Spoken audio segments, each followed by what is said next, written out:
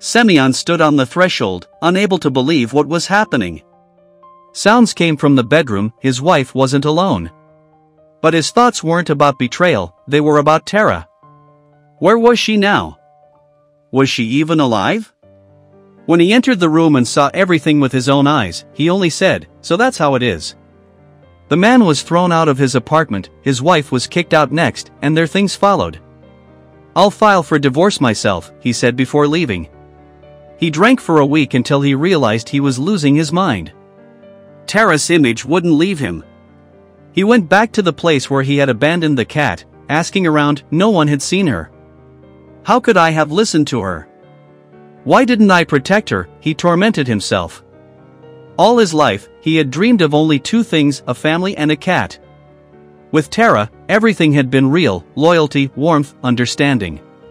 But Clara, his wife, hated Tara and blackmailed him, either the cat or the children. Now he knew she had never intended to have children at all.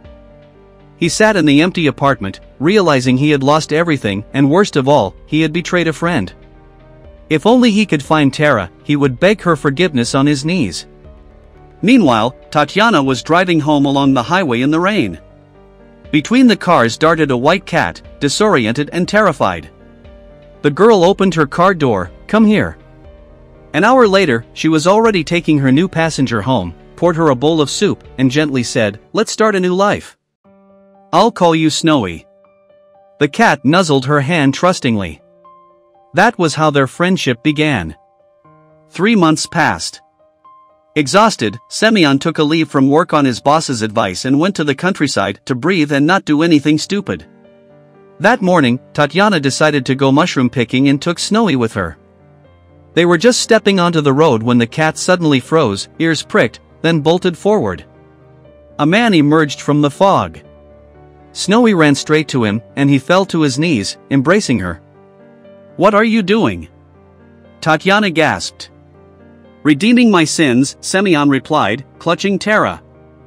"Maybe now I can live." He told her everything. They both cried. From that day on, Semyon and Tatiana began seeing each other more and more often, and later, they had a child. And the main nanny in their home was that very same cat, Tara, once lost, but the one who brought them all back to life.